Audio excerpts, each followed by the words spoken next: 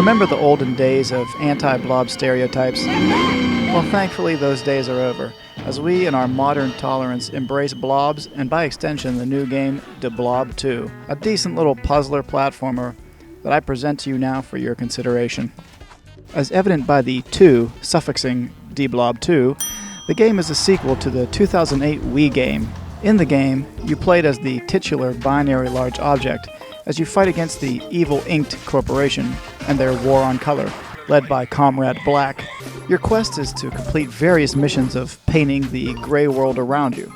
Now, a little over 2 years later, Blob returns and has expanded beyond the Wii to be enjoyed on the Xbox and the PS3 as well. The story is pretty simple. Comrade Black returns, turns the world gray, Blob must return the world to color. However, basic as it is, the cutscenes are some of the funniest I've seen in recent memory.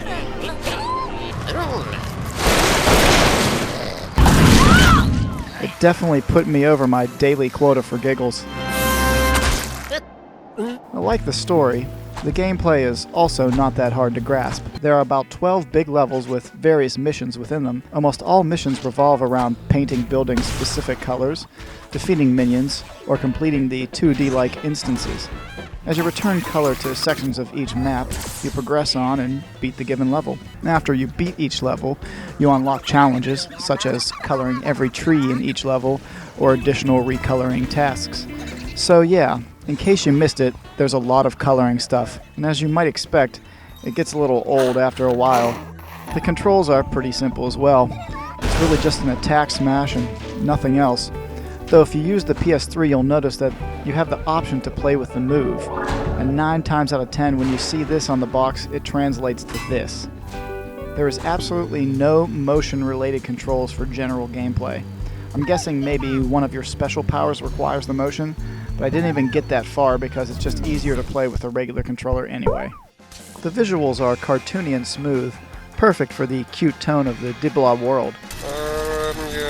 The sound is also a great accent to the game, as each world starts out with almost no music, a bland hum appropriate for the gray, colorless lands.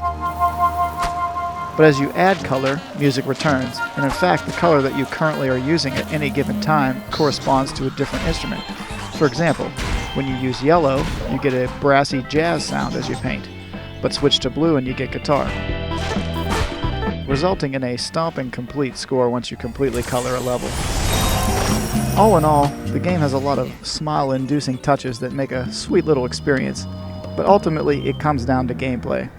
Unfortunately, each progressive level is just more of the same with very little change in way of difficulty. If you sit down and do nothing but play, you can easily beat the whole game in a long day. That said, it's not a bad game, it's just too easy and stagnant. Now granted, it's no Cookie Monster Munch, it's still a game best suited for a less hardcore gamer. Someone not quite a child but not quite an adult, not a noob but not an expert, not a girl but not yet a woman. So in general, I give Blob 2 a 3 out of 5, but would highly recommend it for this alone.